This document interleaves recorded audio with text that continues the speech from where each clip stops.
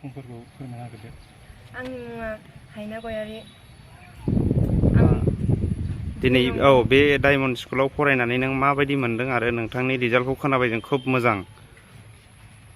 मोजाङानो, मानोना बर' मिडियामनि फैनानै बे इंलिश मिडियामा बिराद हार्ड जायोमोन, गोरा टफ मोनोमोन। ओमफ्रायो हाया मोनोमोन, होमबाबो सारमोननि मोजां फोरोंनायाव दिनै बिदि फार्स्ट डिभिजनाव फैनो हादों। बेसेबां मार्क लानानै पारसेन्टआ 61%। 61%। ओमफ्राय अबे स्कुलाव फरायगोन नोंथाङा? दैमालु बड' हाइ स्कुल। दैमालु बड' हाइ स्कुलनिफ्राय इयुनाव नों मा फरायनो सानदों दायो बिनि उनावहाय? लाथ'वाखै सार। ओरैनो मा जेनेबा नोंनि थांखिया मा? Major subject political science. Political science लागोन आरो। गोजोननाय थाबाय दे। गिबियावनो जन कुमार फंबायखौ बरायना लाबाय। दिनैनि समाव नोंथांनि रिजाल्टआ बे डायमन्ड इंलिश स्कुलाव बयनिख्रुइबो साबसिन स्टार मार्क लाबोदों। नों माबायदि फरायदोंमोन गिबियाव? आं गिबियावनो बे स्कुलनिफ्रायनो फरायखानाय, क्लास 1निफ्रायनो आं फरायखादों। बे स्कुला आंहा 12 इयार्सनिफ्रायबो बांसिन बारबाय। बे स्कुलनिफ्राय आं बिराद नलेज मोननो हादों। बे गासै नलेजआनो जोंनि बे सार प्रिन्सिपालनि थाखायखौनो होननो हायो। दिनै सार प्रिन्सिपाला सिगांनिफ्रायनो जोंखौ फोरोंबोदों, गाइड खालामबोदों। मेट्रिकआवबो जोंखौ मोजाङै पास खालामनो हादों सारनि थाखायनो। नोंनि आबुं नामफोरखौ आरो एड्रेसफोरखौ बुंनो। आंनि फुल नेमा जाबाय सनु कुमार बसुमतारी। आंनि भिलेजनि नामा नाम्बार 2 आनन्दपुर, बे राजगड़आवनो। इयुनाव नों मा फरायनो सानदों फंबाय? आंनि दा मेन टारगेटआ आं गुवाहाटी इउनिभार्सिटियाव एडमिसन लानानै पलिटिकेलाव मेजर साबजेक्ट लानानै फरायनो सानदों। नों मा साबजेक्टआव लेटार मोननो हादों? आं मोनसे साबजेक्टआव मोननो हादों, लजिकआव 90 मार्क मोनदों। टटेल मार्कआ बेसे? टटेल मार्कआ आंहा 380, 76%। बेफोर गासैबो सोरनि गाइडआव दिनै नों बेबायदि मोनसे स्टेजाव मोनहैनो हाखो? बेखौ जोंनि सार आरो जोंनि बिमा बिफा होननो हायो। फार्स्टआवनो जोंनि मिस सार गासैखौबो बिसोरनो जोंखौ फोरोंबोदों क्लास 11निफ्राय। ओमफ्राय दा जोंखौ बे रिजाल्ट लानो बिदि होदों। खुलुमबाय। दिनै बे क्लास 12नि रिजाल्टआव मोजां जाबाय, मानोना आङो बे क्लास 12निनो क्लास टिचार। बेनिखायनो आं बिथांमोनखौ बिराद मोजां नायबोयोमोन। आरो आंल' नङा, मानोना आंल' नायबोला बेयाव जानाय नङा, आंनि मार्क्सजोंल' बिदि मोजां पार्सेन्ट जाया। बेनिखायनो आङो जोंनि स्टाफजोंबो रायलायबाय थायोमोन, जेन बेबायदि लायोबासो जोंहा मोजां जागोन पार्सेन्ट होननानै। बेनिफ्राय आरो बिदिनो सार प्रिन्सिपालाबो जोंनियाव सोंबाय थायोमोन, बोरै जादों क्लास 12नि रिजाल्टआ, एबा बोरै माबायदि लिरदों, एबा स्टुडेन्टफ्रा फैदोंना फैयाखै, बेबायदि खबर लाबाय थायोमोन। जौगादोंना जौगायाखै, मानोना जोंनिया माखासे स्टुडेन्टफ्रा बर' मिडियामनिफ्राय फैनायखाय बोरै दावगादों दावगायाखै बेफोरखौ सोङोमोन। बेनिखायनो आङो दायो बुङो, जायफ्रा दिनै बिदि मोजां पार्सेन्ट लानो हाबाय, दा बुंलांनाय बिनानावमोना एबा आंनि स्टुडेन्टफोरा बर' मिडियामनि फैनायबाबो इंलिसावसो लेटार लाबावदों। होमब्ला आं बेखौनो बुंनो सानो, जों बर' मिडियामनिफ्राय फैनाय एबा हाया बिदि सानो नाङा, गासिबो बेयाव गासिबो हाखायो, फरायबाबो नाजानांगोन। बेनिखायनो आरो आं बुंबावनो सानो, दायो जोंहा एडमिसनाबो सोलिबाय थादों, क्लासबो जोंहा जागायजेनबाय। बिनिफ्राय आं सानबावो आरो फैगोन टाइमावबो बिदिनो मोजां रिजाल्ट खालामगोन, बेबायदि मिजिंथियो आं।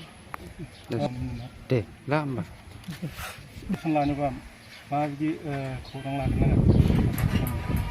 बेवहाय जोङो नामायाव बिदिनो पस्टार होखाना दंखायो, बेयाव फन नाम्बार बिदिनो होखादों। जोंहा बेयावहाय बेबायदि बारा इसां फिसबो लाया जोङो, बेबायदिनो हानाय, मानोना बिथिं एसे खायसे मानसिफ्रा बिदिनो फरायनायाव एसे गोबां खस्थ' खालामनानै गावनि गथ'फोरखौ फरायो, जों बेखौ मिथिनानै एसे फिसफोरखौबो जोङो खम खालामनानै होखादों। बेनिखायनो आङो बेखौ मिजिंथिना थादों, जेन खाथि खालाफोरा बेयाव फैनानै एडमिसन लाफैगोन। आरो बेखौ आं बुंनो सानबावदों, जायफ्रा दिनै एडमिसन लाफैबाय बिथांमोनाबो दिनै दानो बेबायदि मोजां होनांखाबाय। बेनिखायनो आं आरो बुंबावनो थादों, आंनि स्टाफजोंबो आङो रायज्लायगासिनो, जों एबारावबो आरो बिदिनो नाजाबावगोन होननानै। नोंथांनि जि सानै फिसाजोआ दिनै नैबे हाई सेकेन्डारि स्कुलाव खोब मोजां मोनसे रिजाल्ट लाबोदों बे समाव नोङो आदैया मा बुंनो सानदों गिबियाव गार्जेन हिसाबै दा आंथ' मा बुंगोन जि समाव जोंनि फिसाजोफ्रा मेट्रिक पास जादोंमोन बे समाव कर'नानि लकडाउन जानायनि जाबजों गोबां उसुबिदायाव गोलैदोंमोन थिग बे समावनो बे डायमन्डआ क्लास 11 हायार सेकेन्डारिखौ खुलिना होनानै जोंहा गोबां सुबिदा जादों जेरावनाखि बेयाव एडमिसन लानानै आंना फिसाजोआ सानै जुरुआ बे सानैबो मेट्रिकआव फार्स्ट डिभिजन खालामदोंमोन बर' सनापुर बर' हाइ स्कुलाव फरायनानै दा बेयाव डायमन्डआव फरायनानैबो दा फार्स्ट डिभिजन खालामदों स्टेन्डखौ मारिनो हायाखिसै होमबाबो आं गोजोननाय मोन्दों बे फरायसालिनि बर' मिडियाम फरायनानै इंलिस मिडियाम फरायफिनदों औ सिगां बर' मिडियाममोन खिन्थु दा नैबे डायमन्डआव जेनेबा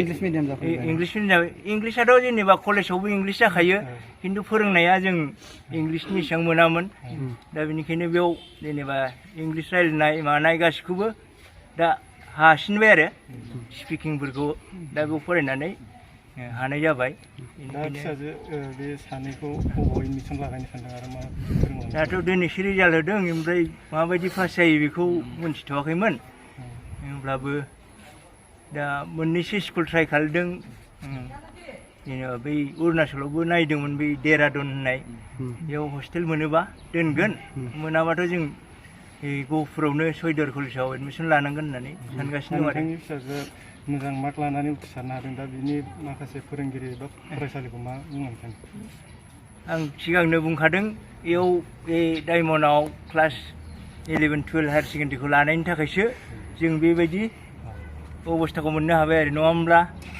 जोङो बे कर'नानि समाव लकडाउनाव जोंनि फिसाफ्रा बेबायदि मोजां क्लास मोननाय नङामोन दाबो बेयाव खरसाबो ओरैबायदि खम जेरावनाखि लंपेन्ट गांसे इउनिफर्म आरो गस्ला गांसे बेजोंनो बोसोरनै फरायनानै जेबो खरस गैया आरो ओमफ्राय बेजोंनो बे हायार सेकेन्डारिखौ मोजाङै पास खालामनो हाबाय